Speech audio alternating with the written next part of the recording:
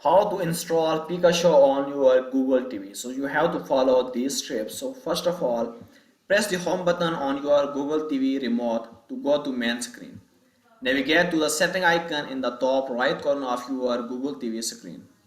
Inside settings, scroll down and tap on the system option. Tap on developer options and turn on unknown sources to allow third-party app installation. Press the home button to return to the Google TV main screen. Navigate to the Google Play Store on your Google TV and open it.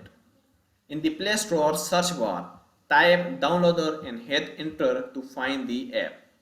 Select the downloader app from the results and tap install to download it on your Google TV. Once installed, launch the downloader app and tap on the URL box.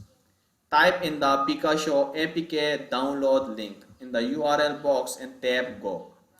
Wait for the Pikashow APK file to fully download on your Google TV.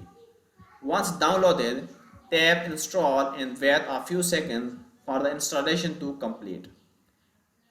Once it's complete, tap open and start enjoying your Pikashow app on your Google TV. Thank you for watching.